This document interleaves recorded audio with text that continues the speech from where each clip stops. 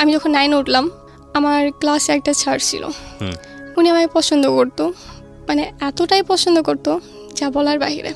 Class teacher পছন্দ করতো? আমার ক্লাস টিচার, ওনার হাইট 6 ফুট, যার তুলনায় আমি একদমই পিচ্ছি।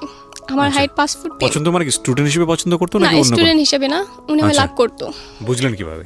আমি কখনো বুঝতে পারি নাই। ক্লাস করাইতো উনি, ক্লাসে সপ্তাহে 1 দিন হয়তো ক্লাস করাইতো, বাকি 5 দিন শুধু প্রেমের গল্প, আদার্স কিছু এরকম। ক্লাসের সবার মধ্যে? সবার মধ্যে। আমাদের স্কুল রে বাবা এটা। ওনার দেখে প্রচণ্ড ভয় পাইতো, উনি প্রচণ্ড মারতো, প্রচণ্ড পরিমাণ ব্যাট দিত। আমাদের বিজ্ঞান ক্লাস নিত, যেখানে বিজ্ঞানে ওপেনলি কথা বলতে হয়। আমি কমার্সের স্টুডেন্ট, কিন্তু আমি কখনো সব নিয়ে মাথা ঘামাইনি।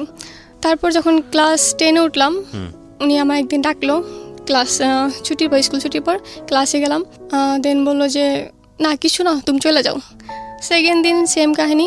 পরে বললো যে তোমার একটা কথা বলার ছিল। আমি বললাম জি বলেন।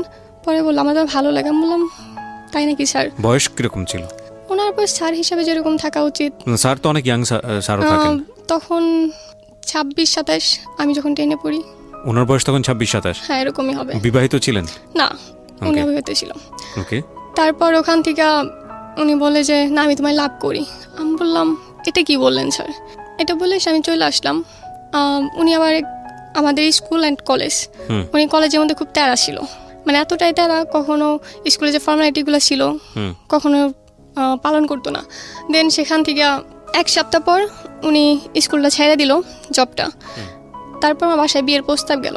আমার বাসায় অলওয়েজ বিয়ের প্রস্তাব আসে। আমি যখন ক্লাস 8-এ পড়ি তখন থেকে আমার বাসায় বিয়ের প্রস্তাব আসে, তো আমি এটা নর্মালি নিছি। দেন আমি কিছুদিন পরে জানতে পারি যে ওটা আমার স্যার। ওকে ওকে। মানে আমি তখন শকড, মানে প্রচণ্ডভাবে। আমি বললাম যে এটা কিভাবে সম্ভব, যে স্যার কিভাবে একটা স্টুডেন্টের সাথে বিয়ে করব, আর আমার স্যার হয়, তাকে আমি কিভাবে আমার বর হিসেবে মাইনে নিব? এটা আমি কোনোভাবে অ্যাকসেপ্ট করতে পারি না।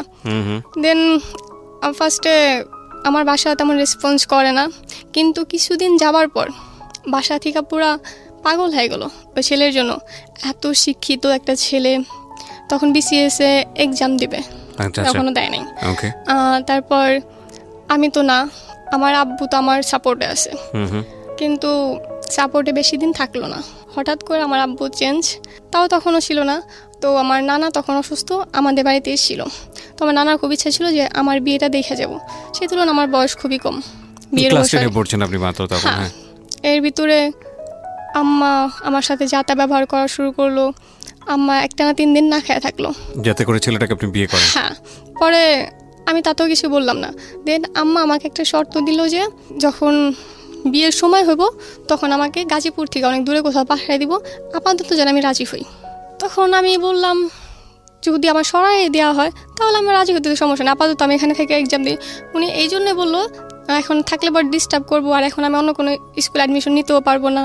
তো সেক্ষেত্রে আমি ওটা মাইনা নিলাম। দেন ওখান থেকে আয়সা, মানে ওর বাড়ির লোক, চারে বাড়ির লোক আয়সা আমার আংটি পরাইলো। আচ্ছা। আংটি পরানোর পর আমার স্কুলের কিছু ফ্রেন্ড ছিল, তানিয়া তো মাস্ট বি ওখানে ছিল, আরও 2টা ফ্রেন্ড ছিল। আমি সেদিন জানতাম না যে আমার সাথে কী হতে যেতেছে। তো তানিয়া একবারায় বললো যে আজকে ওর বিয়ে। তো তানিয়া যা বলে আমি তাই করি, আমি ওখানে কখনো নাক গলাই না। তো যাই হোক, সেখান থেকে আংটি পরানোর পার্ট শেষ হলো। হ্যাঁ, তারপর বিয়ের দিন ঠিক করবে, তারা খুব তাড়াহুড়ায় আছে। এখন আমি তো আর রাজি হইতেছি না, কারণ আম্মা আমার একটা শর্ত দিছে যেটা আমি জানতামই না।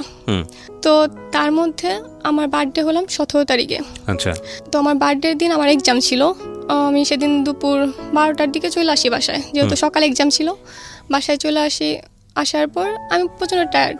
তো আমার রুমে নর্মালি কেউ ঢোকে না কখনোই আমার পারমিশন ছাড়া। আমার আম্মা সেদিন আমার রুমের খাটটা অ্যাকচুয়ালি চেঞ্জ করতেছিল, মানে এক সাইড থেকে আরেক সাইডে নিতেছিল। তো যেটা আমার একদম পছন্দ হয়নি।